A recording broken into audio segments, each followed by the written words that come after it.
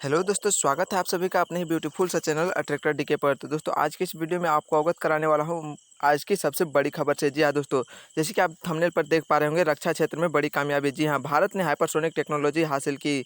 ऐसा करने वाला दुनिया का चौथा देश भारत बन गया है। जी हाँ, 5 साल में देश में ही बनेंगी हाइपरसोनिक मिसाइल। जी हाँ, इस प्रकार के अन्य बड़ी खबरों से आपको अवगत कराने वाला हूँ। तो चलिए दोस्तों, जान लेते हैं आज की सबसे बड़ी खबर क्या है। तो दोस्तों, सबसे पहले बड़ी खबर निकल कर आ रही है।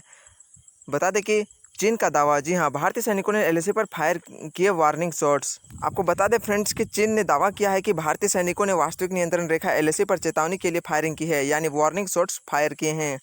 जी हाँ, चीन ने दावा किया है कि भारतीय सैनिकों ने वास्तविक नियंत्रण रेखा पर चेतावनी के लिए फायरिंग की है, यानी वार्निंग शॉट्स फायर किए हैं। चीनी सेना के प्रवक्ता ने कहा, चीनी सीमा रक्षकों को हालात को काबू में करने के लिए जवाबी कार्रवाई करने पर मजबूर होना पड़ा। हालांकि भारत की तरफ से इसे लेकर अभी तक कोई प्रतिक्रिया नहीं दी गई है। फ्रेंड्स की चीनी सेना के प्रवक्ता ने कहा कि भारतीय सेना ने गैर कानूनी तरीके से एलएसी पार की और पेंगोंग लेक के दक्षिण किनारे और सेनपाओ माउंटेन इलाके में घुस आए। बयान में कहा गया है कि ऑपरेशन के दौरान भारतीय सेना ने चीनी सीमा रक्षकों को धमकी देने के अंदाज में फायरिंग और चीनी सीमा रक्षकों के हालात को स्थिर करने के लिए जवाबी कार्रवाई करने के लिए मजबूर होना पड़ा। इसे बेहद गंभीर भड़काऊ कार्रवाई करार देते हुए चीन ने कहा, हम भारतीय पक्ष से निवेदन करते हैं कि इस तरह की खतरनाक हरकतों पर तुरंत लगाम लगाएं। वास्तविक नियंत्रण रेखा पर यह घटना घटित हुई है। दोस्तों कि इस प्रकार की रिपोर्ट चीन की तरफ से ऐसे समय में आई है जब भारत और चीन के बीच विदेश मंत्री स्तर की वार्ता होने वाली है। अगली बड़ी खबर आ रही है दोस्तों दिल्ली से। जी हाँ, पहले दिन खाली दौड़ी मेट्रो, सुने सुने नजर आए स्टेशन। आपको बता दें फ्रेंड्स कि 5 महीने से अधिक इंतजार के बाद सोमवार येलो लाइन पर मेट्रो का परिचालन शुरू हो गया है। मगर कोविड महामारी के बीच शुरू हुए मेट्रो में पहले दिन की तुलना में उम्मीद से कम यात्री पहुंचे। मगर जो पहुंचे वह कोविड संक्रमण को रोकने के लिए किए गए मेट्रो के इंतजामों से खुश नजर आए।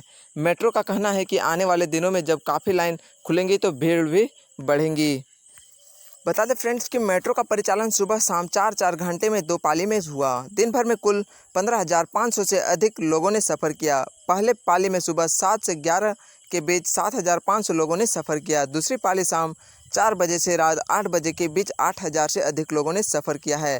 शाम के पाली में इजाफा तो हुआ, मगर मेट्रो को उससे ज़्यादा लोगों के आने की उम्मीद थी। डीएमआरसी के मुताबिक पहला दिन अच्छा रहा, भीड़ नहीं थी तो दिक्कत नहीं हुई, मगर हमारी तैयारी पूरी है। उम्मीद है आने वाले दिनों में भीड़ बढ़ेगी। अगली बड़ी खबर निकल कर आई दोस्तों, एनसीबी ऑफिस में सौविक को देखकर रो पड़ी रिया चक्रवर्ती, पूछताछ में हुई देरी। बात है फ्रेंड्स की सुशांत सिंह राजपूत में रिया चक्रवर्ती की मुश्किलें बढ़ती जा रही हैं। जी हाँ, ड्रग्स कनेक्शन सामने आने के बाद रिया के भाई सौविक चक्रवर्ती को गिरफ्तार कर लिया है। वहीं इस मामले की जाँच कर रही एनसीबी रिया से पूछताछ कर रही है। मंगलवार को भी एनसीबी ने अभिनेत्री को पूछताछ के लिए बुलाया है। इस बीच खबर है कि पूछताछ के दौरान जब रिया का सामना सौविक से हुआ तो दोनों एक दूसरे को देखकर रो पड़े। दूसरी बड़ी खबर निकल कर आई दोस्तों, भूकंप में झटके से हिली लद्दाख की धरती। सुबह सुबह अंडमान निकोबार में भी तेज झटके। कोरोना कहर के बीच देश के अलग अलग हिस्सों में भूकंप के झटके भी दहशत पैदा कर रहे हैं। आज सुबह यानी मंगलवार को लद्दाख और अंडमान निकोबार में भूकंप के झटके महसूस किए गए। लद्दाख जहां भूकंप की तीव्रता 4.4 थी, वहीं अंडमान निकोबार में 4 की तीव्रता से भूकंप आया। हालांकि अब तक किसी नुकसान की खबर नहीं है। अगली बड़ी खबर आ रही है दोस्तों शिक्षा नीति को लेकर। जी हाँ, पीएम नरेंद्र मोदी ने कहा कि शिक्षा नीति किसी सरकार की नहीं बल्कि देश की नीति है। बताएं दोस्तों कि प्रधानमंत्री नरेंद्र मोदी ने कहा है कि नई राष्ट्रीय शिक्षा नीति को लागू करने में अधिकतम लचीलापन अपनाना होगा। उन्होंने कहा कि शिक्षा नीति किसी सरकार की नीति नहीं बल्कि देश की नीति होती है। बता दें फ्रेंड्स कि पश्चिम बंगाल फिलहाल नहीं लागू करेगा नई शिक्षा नीति, दिल्ली ने जताई चिंता। पश्चिम बंगाल के शिक्षा मंत्री पार्थ चटर्जी ने कहा कि नीति देश के संघीय ढांचे को कमजोर करती है और फिलहाल उनके राज्य में लागू नहीं की जाएगी।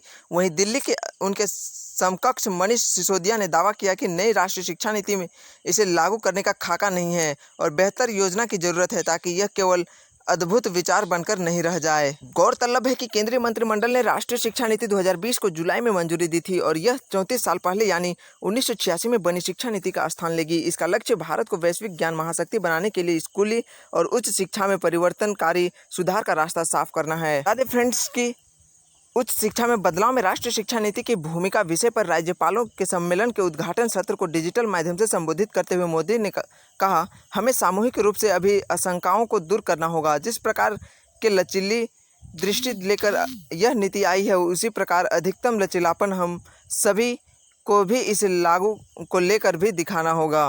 बता दें फ्रेंड्स, दूसरी खबर आ रही है रक्षा क्षेत्र में बड़ी कामयाबी। जी हाँ, भारत ने हाइपरसोनिक टेक्नोलॉजी हासिल की। ऐसा करने वाला भारत दुनिया का चौथा देश बन गया है। 5 साल में देश में ही बनेंगी हाइपरसोनिक मिसाइल। बता दें कि भारत से पहले अमेरिका, रूस और चीन हाइपरसोनिक टेक्नोलॉजी तैयार कर चुके हैं।